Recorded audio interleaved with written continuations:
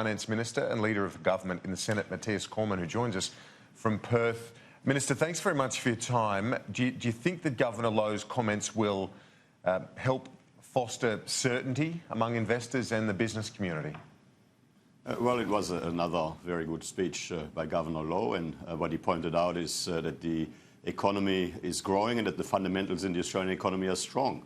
But yes, I mean, we are, of course, dealing with the impact of global growth, which continues to be more subdued, and indeed with some of the downside risks in the Australian domestic economy following on from having to deal with the impact of both drought and floods. But we have a AAA rated economy. We've got obviously record employment growth, a record number of Australians in jobs, with 1.4 million new jobs created over our period in government. So, I mean, we continue to work very hard to put the Australian economy on the strongest possible foundation trajectory for the future. And even though rates are at record lows, there is still room to move, as the Governor pointed out. Well, look, I mean, lower interest rates combined with our $300 billion plus in income tax relief, which we've legislated over the last 2 years, as well as our record investment in infrastructure and skills, all together will continue to put the Australian economy on the best possible foundation trajectory for the future. Do you feel that some of the assessments, the outlook for our economy, but internationally as well, are too pessimistic? Is there a window here where, for example, there's a deal between China and the United States on trade that the global growth could actually surprise on the upside? Well, we always got to put ourselves in the best possible position to be as resilient as possible to deal with headwinds, but also to be in the best possible position to deal and to seize opportunities as they come our way. And I mean, that's what we're doing. I mean, that's how Australia has secured a position where we've had 28 years of continuous economic expansion. And, obviously our government is very focused on continuing to build on that. Yes, I mean, in the global economy, there are things that will happen, always happen, that are beyond our control, on the upside and on the downside. And we have to put ourselves in the best possible position as an open trading economy, as a globally focused open trading economy, to make the best of whatever the scenario is that we have to deal with. And I guess that pragmatism is on show next week with the Trade Minister in Beijing for the Regional Comprehensive Economic Partnership, that trade group, which includes China. I guess it was seen as a rival to the US involvement in the Trans-Pacific Partnership when Obama was in. Of course, Donald Trump pulled out of that, but this RCEP, as it's known, how important is that for our nation in terms of trading in the region and beyond? Well, it's very important. I mean, it's a long-standing process that's been underway for some time, and it's all about getting better access to key markets in our region for Australia's exporting businesses. I mean, it's about getting better access for our products and services into markets in our neighbourhood, but it's also about, of course, getting the best possible value for our consumers here in Australia in terms of products and services that can be sourced from all those countries that are part of the RCEP process. And do you think that this will be well received in Beijing as well? Because we've had a bit of a turbulent relationship with China in recent years. Is this part of getting it back on an even keel, so to speak? Well, we have a very important economic relationship with China, indeed. I mean, China is our biggest trading partner, and we do have a free trade agreement with China. This is just another step, another important piece in what is overall a very important economic relationship. Let's turn our attention to this tech giant review done by the ACCC. The government, as I understand, is going to delay its formal response to the end of the year. Is that right?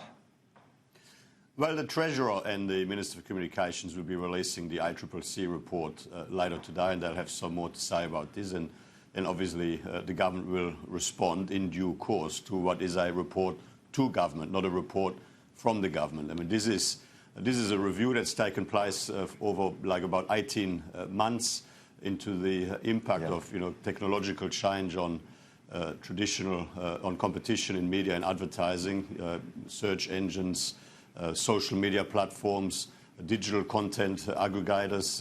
There's obviously the range of issues there, the information asymmetry between those operators and advertisers and consumers, but also, of course, the impact in terms of content providers, through traditional media and the like. So there are a lot of complex issues that were assessed by the ICCC over like an 18 months or so period. And I mean, the government, of course, will now take its time to properly respond to that report. I guess one of the complexities here is the fact that this is all a world-leading analysis in many respects, because there aren't many other jurisdictions that have done this, that have provided this scrutiny into the tech giants and their what is seen as anti-competitive behaviour in part. Well, this has been an exercise about like assessing the facts and ultimately helping to inform judgments about what is sensible and desirable moving forward.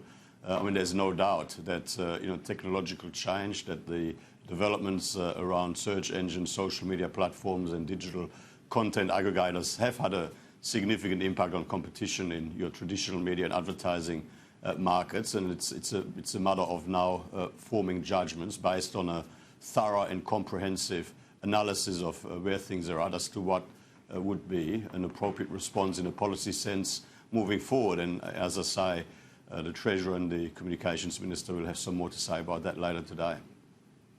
But just in broad terms, I guess the focus is trying to basically level the playing field. You referred to some of the traditional news outlets, this one, of course, among others, the mainstream media that have to grapple with the news dissemination by these tech giants?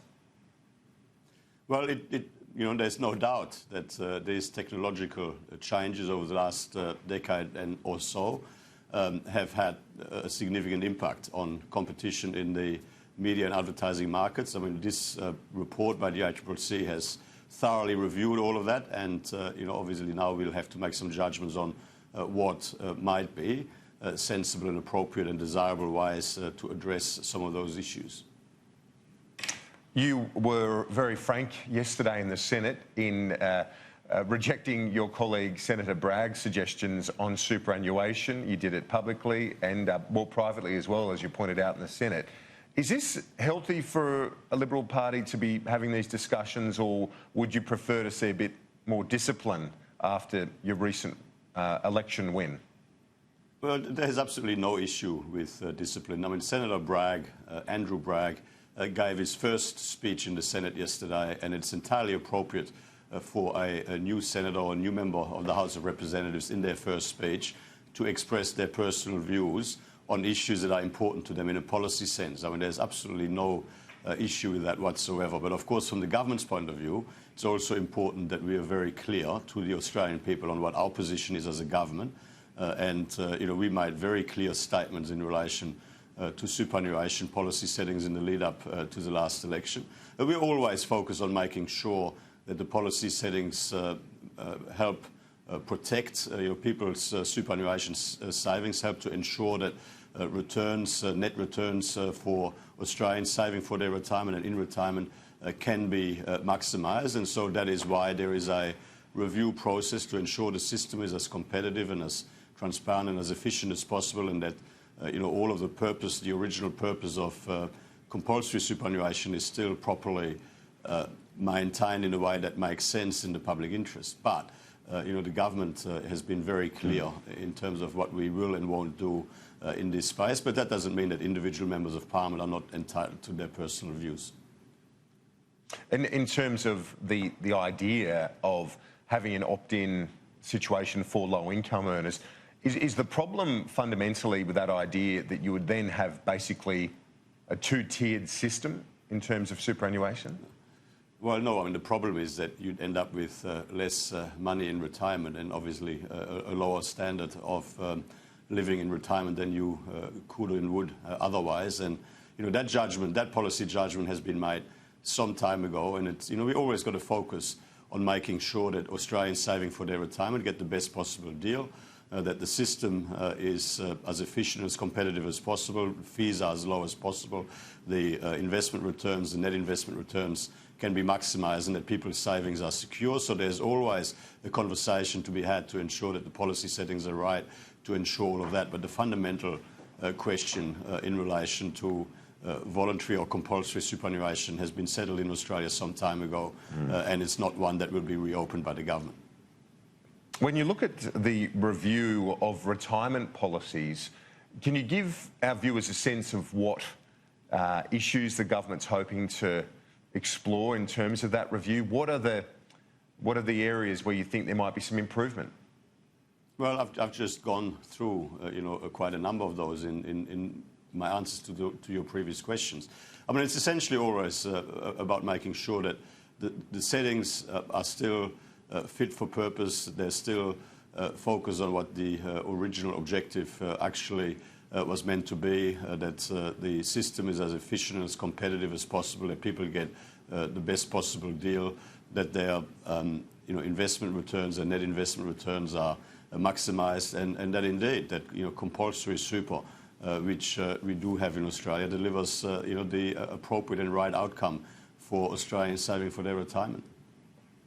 I guess one of the areas, though, that advocates in this space but elsewhere have been saying is that the Newstart allowance is too low, and for particularly if you look at people nearing retirement, they're on basically half the welfare payment that what they would be from the age pension.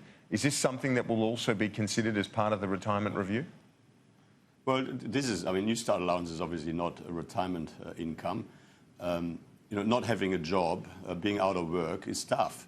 Yes, there is obviously support provided, and Newstart allowance is indexed twice a year. But our response to the difficulties faced by Australians without a job is to get more Australians into work. And indeed, more than 1.4 million new jobs have been created on our watch. But Newstart allowance gets increased twice a year. 99% of Australians on Newstart allowance get other welfare payments and allowances, rental assistance, parenting payments, and energy supplements. You name it. There's 99% of people on Newstart allowance get payments other than a Newstart allowance, and 2/3 of people on Newstart allowance are on it for less than a year.